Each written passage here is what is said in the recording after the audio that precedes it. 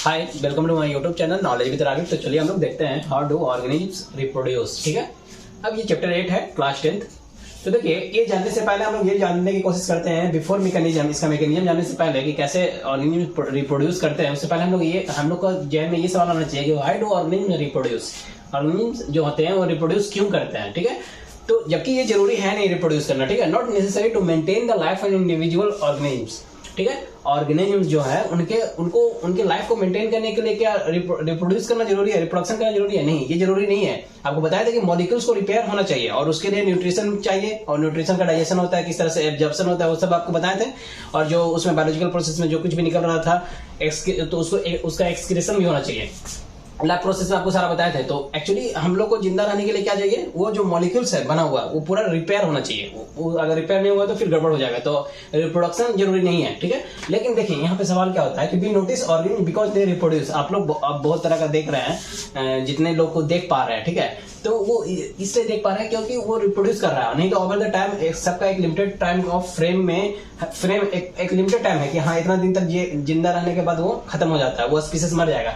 तो वो क्या है ना कि हम लोग जो ऑर्गेनिज्म को देख पा रहे हैं क्योंकि वो रिप्रोड्यूस कर रहा है। तो इस फैक्टर के हिसाब से कि और क्यों ऑर्गेनिज्म को रिप्रोड्यूस करना चाहिए, क्योंकि अगर वही स्पीसीज को रहने देना है तो और भी बहुत सारा कंडीशन होता है कि एनवायरमेंटल बैलेंस की वजह से ये हो, इकोलॉजिकल वगैरह, वो छोड़िए। आप सिंपल अभी रखते हैं कि वी नोटिस ऑर्गेनिज्म बिकॉज क्यों वो इसलिए आप देख पा रहे हैं क्योंकि वो रिप्रोड्यूस कर रहा है। अब जितना भी सेम स्पीसीज जो आप देखिएगा तो सिमिलर लगता है टू ईच अदर, एक दूसरे से सिमिलर। जैसे आप हाथी देखिए या शेर देखिए या आप आदमी देख रहे हैं तो आदमी एक दूसरे से सिमिलर लग रहा है। मतलब हाथी का जो जिस तरह से पैर है वो आदमी का नहीं है। तो जो भी सेम स्पीसीज है, ठीक है, सेम स्पीसीज मतलब एक तरह का, तो सेम कैटेगराइज वाला, तो उसमें क्या होता है वो सिमिलर लग रहे होते हैं तो एक दूसरे से। अब सवाल यहाँ पे देखिए ये आता है कि क्या ऑर्गेनिज्म क्रिएट कर सकता है exact copy of themselves. Similar तो लग रहे हैं कि आदमी देख रहे हैं, तो क्या वो एग्जैक्ट कॉपी क्रिएट कर सकता है ऑर्गेनिज्म रिप्रोडक्शन के थ्रू? रिप्रोड्यूस करने के बाद ही आप बने, ऑब्वियस सी बात है। तो लेकिन क्या एग्जैक्ट कॉपी हो सकता है क्रिएट? तो देखिए ऑर्गेनिज्म जो होता है लुक सिमिलर, बॉडी डिजाइन क्यों सिमिलर लग रहा है? क्योंकि उसका बॉडी डिजाइन सिमिलर है। बताया अभी कि जो जैसे हाथी का पैर है तो 4 पैर है, तो नीचे की ओर है 4 पैर है। तो जिस तरह से अब आदमी का, इंसान का क्या है, 2 इस तरह से हाथ है। तो जो स्ट्रक्चर, जो बॉडी का डिजाइन देख पा रहे हैं, उस बॉडी के डिजाइन के सिमिलर के होने की वजह से ऑर्गेनिज्म क्या हो रहा है, सिमिलर लग रहा है। तो जो ब्लूप्रिंट कुछ और नहीं होता। ब्लूप्रिंट मतलब एक समझिए कि इंग्लिश का टर्मिनोलॉजी है ये। तो वो ब्लूप्रिंट अगर सिमिलर है तो मतलब वो ब्लूप्रिंट मतलब कि वो जो बनने का तरीका है, तो वो बनने का तरीका सिमिलर होना चाहिए। जो भी इंसान से जो 2 आदमी मिले और रिप्रोडक्शन के थ्रू, रिप्रोडक्शन कैसे होता है आगे बताएंगे वो जब आएगा। तो अभी सिंपल रखते हैं, अभी मतलब जितना जानना है उसी हिसाब से रखते हैं। तो ब्लूप्रिंट जो है उसमें क्या हो रहा है कि जो 2 रिप्रोडक्शन कर रहा है तो उसके बाद जो चीजें हो पा रही है, ठीक है, तो उसमें जो आपका सिमिलर मिलेगा ब्लूप्रिंट, मतलब जो बन रहा है, जो जैसे बॉडी डिजाइन जो है, तो बॉडी डिजाइन भी सिमिलर होने के लिए उसका ब्लूप्रिंट सिमिलर होना चाहिए। मतलब कैसे वो ब्लूप्रिंट सिमिलर होता है आगे बताएंगे, अभी आगे कनेक्ट होगा आपका। तो ये देखिए क्या होता है कि सेल जो है, सेल में न्यूक्लियस है। सेल में क्या है आपका? न्यूक्लियस है, और न्यूक्लियस में डीएनए है। सेल में न्यूक्लियस है कि नहीं? सेल आप पढ़े होंगे ना, प्रोटोप्लाज्म, न्यूक्लियोप्लाज्म, साइटोप्लाज्म। तो अभी देखिए यहाँ पे और भी बहुत कुछ होता है सेल में। तो सेल के न्यूक्लियस में आप देखिएगा तो डीएनए होता है। तो अभी आप इस तरह से आप देख सकते हैं, देखिए जैसे न्यूक्लियस में क्या है, क्रोमोजोम भी है, डीएनए भी है, जीन भी है। तो क्रोमोजोम का और छोटा कीजिएगा ना क्रोमोजोम को फर्दर, तो उसका क्रोमोजोम का सेगमेंट को हम क्या बोल सकते हैं, और फर्दर छोटा कीजिएगा तो डीएनए, उसका सेगमेंट को जीन, उसके सेगमेंट को न्यूक्लियोटाइड। ठीक है, जो न्यूक्लियोटाइड होता है ना, तो न्यूक्लियोटाइड अगर डीएनए क्या है, जैसे इस तरह से देखिए आप, ये ठीक है, यहाँ पे इस तरह से। तो इसके बीच में अगर ये डीएनए है ना, तो इस डीएनए का एक एंड से दूसरे एंड के बीच में आप डिस्टेंस देखिएगा ना, तो लगभग 34 एंगस्ट्रॉम होता है। और एक न्यूक्लियोटाइड और से दूसरे न्यूक्लियोटाइड के बीच का डिस्टेंस देखिएगा तो 3.4 एंगस्ट्रॉम होता है। और ऐसे क्या हो गया 34 एंगस्ट्रॉम। तो ये जो मतलब टोटल 10 न्यूक्लियोटाइड मिला दीजिएगा ना, तब जाके एक डीएनए बनता है। तो इन्फॉर्मेशन एक्चुअली आप बोलते हैं कि डीएनए में है, लेकिन एक्चुअली देखिए ये न्यूक्लियोटाइड भी बना होता है ATGC से, समझे? ATGC अभी खैर उतना जानना नहीं है, अभी आप छोड़ दीजिए इतना, ठीक है। तो इस तरह से बना होता है, बस थोड़ा सा आपको बेसिक कनेक्ट किए हैं, आपको इतना जानना नहीं है। अब उसमें डबल बॉन्ड, ट्रिपल बॉन्ड होता है, खैर वो हॉट टॉपिक है, जब लाएंगे तो बताएंगे आपको, अभी सिंपल आपको जानना है। तो यहाँ पे क्या होता है देखिए, सेल के न्यूक्लियस में डीएनए होता है, और डीएनए का फुल फॉर्म क्या होता है, डीऑक्सीराइबोन्यूक्लिक एसिड। ये सब छोटा छोटा पॉइंट आपको जानना है।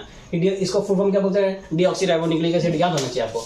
तो ये डीएनए में जो क्या होता है ना कि इंफॉर्मेशन जो होता है, फॉर इनहेरिटेंस ऑफ फीचर्स, मतलब जो आपके विरासत में जो आपका आने वाला है इन्फॉर्मेशन, उनके डीएनए में जो भी है वो डीएनए वो वाला इन्फॉर्मेशन आप में आएगा। और वो डीएनए क्या करता है कि जैसे आप जानते होंगे डीएनए का इन्फॉर्मेशन सोर्स है फॉर मेकिंग प्रोटीन।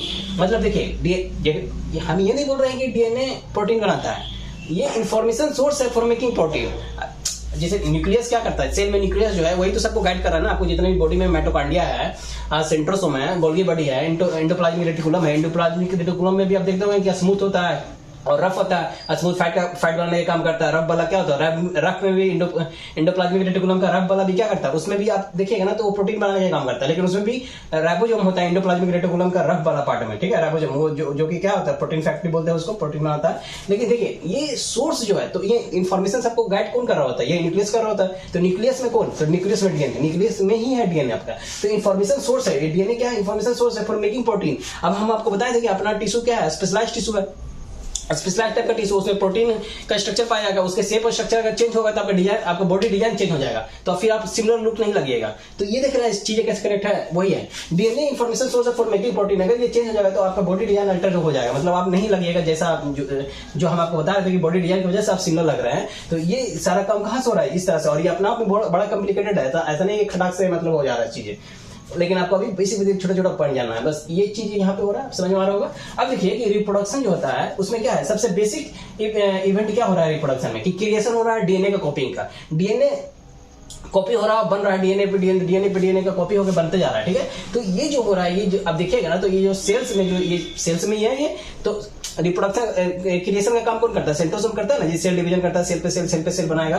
तो ये चीजें हो रहा है। अब देखिए यहाँ पे सेल्स जो है, सेल्स में क्या कर रहा है कि हो कैसे रहा है, केमिकल रिएक्शन हो रहा है। उस केमिकल रिएक्शन के थ्रू क्या हो रहा है कि डीएनए का कॉपी बन रहा है। तो अब यहाँ पे देखिए, जैसे आप खाना खाते हैं तो खाना खाने के बाद आपको डायरेक्ट तो नहीं मिलता है, आपको पढ़ाया गया अमीनो एसिड था, प्रोटीन है तो सबसे स्मॉलेस्ट में अमीनो एसिड में टूटा, कार्बोहाइड्रेट है तो ग्लूकोज भी टूटा, तो ग्लूकोज वहां से एनर्जी थोड़ी मिलता है। उसके बाद आप रिस्पायरेशन कर रहे हैं, सांस ले रहे हैं, इनहेलेशन कर रहे हैं, तो उसके बाद माइटोकॉन्ड्रिया में वहां पे ऑक्सीजन के नीड के थ्रू वो बन रहा था, ऑक्सीजन मतलब वहां पे आपका एनर्जी डेवलप हो रहा था, तो वहां पर रिएक्शन हो रहा था ना जी। किस तरह से रिएक्शन हो तो बताया था आपको कि क्या हुआ था, किस तरह से हुआ था। अब यहाँ पे देखिए, ज्यादा बताएंगे तो लंबा होगा ना वीडियो, शॉर्ट रखना है, आपको वो जानना है तो आप वहां जाके देखिए, आपको कनेक्ट सिर्फ हम कर रहे हैं, सिर्फ कनेक्ट कर दे रहे हैं आपको, ठीक है। अब देखिए यहाँ पे सेल्स जो है, तो ये सेल्स क्या कर रहा है, तो ये सेल्स में केमिकल रिएक्शन हो रहा है। और उस केमिकल कैसे केमिकल रिएक्शन होता है आप देख रहे हैं, उसी तरह से इसके बनने के लिए भी पूरा केमिकल रिएक्शन होता है। अब आपको पूरा बताया गया कि पॉलीन्यूक्लियोटाइड होता है, और पॉलीन्यूक्लियोटाइड डीएनए क्या होता है, पॉलीन्यूक्लियोटाइड, उसमें भी न्यूक्लियोसाइड होता है और फॉस्फेट होता है, उस तरह से पूरा वो जो टूटा हुआ, उसमें भी डीऑक्सीराइबो शुगर जो होता है वो डीएनए बनाता है। तो उतना आपको नहीं जानना, प्योरिन होता है, बहुत सारी चीज होता है, छोड़िए आपको बेसिक जानना है। अब देखिए ये सेल्स जो होता है उसमें केमिकल रिएक्शन होता है और उस तरह से डीएनए का कॉपी बन रहा होता है, ठीक है। अब देखिए कोई भी केमिकल रिएक्शन होगा तो क्या हुआ, कोई भी बायोकेमिकल रिएक्शन जो हो रहा है तो कभी भी क्या होगा, एब्सोल्युटली रिलायबल नहीं होगा। मतलब जो जैसा आप बना रहा है कॉपी, उस आइडेंटिकल नहीं बनाएगा। दो आप इंग्लिश का वर्ड जानते होंगे, सिमिलर और आइडेंटिकल। आइडेंटिकल मतलब होता है कि हूबहू, और सिमिलर मतलब होता है कि उसी की तरह, ठीक है, लेकिन एकदम सेम नहीं। तो एब्सोल्युटली रिलायबल होता है, बट वो सेम नहीं होगा, ठीक है, फुल्ली आइडेंटिकल नहीं होता है। तो जो कॉपिंग कर रहा है डीएनए का, तो वेरिएशन इस टाइप होगा, जैसे अब बना रहा है, फिर बना रहा है, फिर बना रहा है, फिर बना रहा है, तो हर टाइम वेरिएशन कुछ ना कुछ होता रहेगा, ठीक है। लेकिन अगर वो वेरिएशन एडजस्टेबल है तो ठीक है, नहीं है एडजस्टेबल होगा तो देखिए क्या होता है। अभी यहाँ पे आप समझ में आ रहा होगा। अब यहाँ देखिए वेरिएशन ड्रास्टिक अगर हो जाए, अगर ज्यादा वेरिएशन ड्रास्टिक हो जाए, ड्रास्टिक मतलब अपने आप में होता है कि एक्सट्रीम चेंज, ठीक है। तो अगर उस केस में क्या होता है कि नया कॉपी जो बन रहा है डीएनए का वो मर जाएगा। नया कॉपी डीएनए का बन रहा है मतलब क्या जी, नया कॉपी डीएनए का बन रहा है मतलब डीएनए कहाँ होता है, सेल नहीं होता ना, तो सेल बना तो सेल में डीएनए है, तो वही है। तो वो नया बॉर्न जो सेल हुआ वो मर जाएगा, ठीक है। नया बॉर्न सेल क्या हो जाएगा, नया बोन सेल जो होगा तो वो डाई कर जाएगा। If can't work with cellular apparatus in it inherits. तो यही है कि ड्रास्टिक अगर वेरिएशन होगा तो वो क्या होगा कि वो मैच नहीं कर पाएगा और क्या हो जाएगा, वो मर जाता है। तो यदि वेरिएशन जो है ऐसा हुआ कि जो बहुत ड्रास्टिक नहीं है, तो ऐसे केस में क्या होता है कि वो सर्वाइव कर जाएगा। वो surviving cells are similar but subtly different होता है, ठीक है। सबटली डिफरेंट होता है मतलब सबटली मतलब होता है कि आपको आप पहचान नहीं पाइएगा कि वो डिफरेंट है, लगभग सेम ही होता है, समझे। सब मतलब ये कहने का मतलब सबटली डिफरेंट होता है, मतलब आप समझ नहीं पाइएगा कि डिफरेंट है, लेकिन वैसा, लेकिन वो डिफरेंट है, थोड़ा बहुत डिफरेंट हुआ, लेकिन आप बड़ा मुश्किल होता है पहचानना कि वो डिफरेंट है। तो वैसा अगर सर्वाइव जो कर रहा था, तो ये जो वेरिएशन होता है टेंडेंसी का, कि ऐसा ये ऐसा वेरिएशन हुआ और वो सर्वाइव कर गया, तो उसी को एवोल्यूशन, एक पूरा चैप्टर आपका आगे आएगा एवोल्यूशन में बताए हैं। तो बस अभी थोड़ा सा कनेक्ट करना है आपको, खाली सिर्फ ये अभी समझ रहे हैं, थोड़ा थोड़ा आपको कनेक्ट करना ही अभी है, मतलब उसके बाद जो आएगा पूरा वो डिटेलिंग में उसके बाद बताया जाएगा जैसे जैसे आपका आएगा। तब देखिए जो इंपॉर्टेंस है, अब देखिए यहाँ पे जो एवोल्यूशन हुआ तो क्या इस वेरिएशन का, जो वेरिएशन हो रहा है इस वेरिएशन का क्या इंपॉर्टेंस है, तो कुछ तो इंपॉर्टेंस होगा। देखिए क्या इंपॉर्टेंस है, नीचे जो होता है, नीचे क्या होता है कि कोई भी एक पर्टिकुलर स्पीसीज जहां रह रहा होता है उसी को हम लोग क्या होता है कि नीचे, कोई एक पर्टिकुलर स्पीसीज है जहां पे रह रहे हैं उसी को नीचे बोलते हैं। ऐसा नहीं है कि सब तरह का स्पीसीज, एक पर्टिकुलर स्पीसीज जहां रह रहा होता है उसी को हम लोग नीचे बोलते हैं। अब देखिए अगर आप देखिएगा, अगर देखिए टेम्परेचर वगैरह चेंज होने से क्या होगा, आपका टेम्परेचर अगर चेंज होगा अप या डाउन होगा तो वाटर लेवल वेरी कर सकता है। तो ये सिचुएशन के हिसाब से क्या हो सकता है, आप पूरी जो है आपका जो ऑर्गेनिजम्स है तो वो खत्म भी हो सकता है। तो बहुत सा कंडीशन यहाँ पे राइज हो सकता है। तो आइए हम एक एग्जांपल के थ्रू आपको समझाने की कोशिश करते हैं। ऑर्गेनिज्म जो होता है, मान लीजिए कोई ऑर्गेनिज्म है जो सूटेड है पर्टिकुलर नीचे के लिए, कि हाँ हम इस जगह नीचे, मतलब वही एक पर्टिकुलर स्पीसीज है जो इस कोई एरिया में रह रहा है, ठीक है, तो वो एक पर्टिकुलर नीचे के लिए, मतलब एक पर्टिकुलर एरिया में रहने के लिए एक पर्टिकुलर स्पीसीज सूटेड है। अब वो वहां पे क्या हुआ कि वहां पे ड्रास्टिकली, अगर वही ड्रास्टिकली अल्टर हो जाए, मतलब ड्रास्टिकली अल्टर कैसे हो जाए, तो ड्रास्टिकली अल्टर इस तरह से हो सकता है, जैसे फॉर एग्जांपल आप देखिए कि बैक्टीरिया अगर लेते हैं, तो बैक्टीरिया अगर रह रहा है टेम्परेट वाटर में, टेम्परेट वाटर मतलब कि ना ज्यादा ठंडा ना ज्यादा गर्म, टेम्परेट मतलब क्या होता है ना ज्यादा, वैसा एरिया जहाँ पे ज्यादा ना ठंडा है ना ज्यादा गर्म है। तो टेम्परेट वाटर में अगर वही उसी का वाटर का अगर क्या होता है, टेम्परेचर इंक्रीज कर जाएगा। तो अगर वेरिएशन हुआ है तो कुछ होगा कि उसमें सर्वाइव कर जाएगा, ठीक है, उसको टोलरेट कर जाएगा उस वेरिएशन को। अगर चेंजेस रहेगा, अगर सिमिलर रहेगा तो सब तो मर ही जाएगा, तो वो स्पीसीज फिर बच जाएगा। तो ये एक फायदा होता है। तो वेरिएशन का फायदा क्या होता है कि वेरिएशन का फायदा ये यूजफुल की चीज के लिए for the survival of species over the time.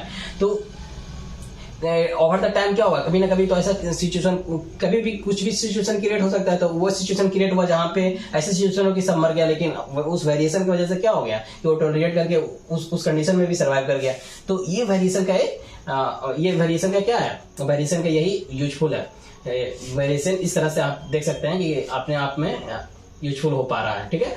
तो ये एक छोटा सा आपका था। इसके बाद आपका आएगा मोड ऑफ रिप्रोडक्शन किस तरह से होता है, उसके बाद हम आपको बताएंगे। होप आपको समझ में आया होगा।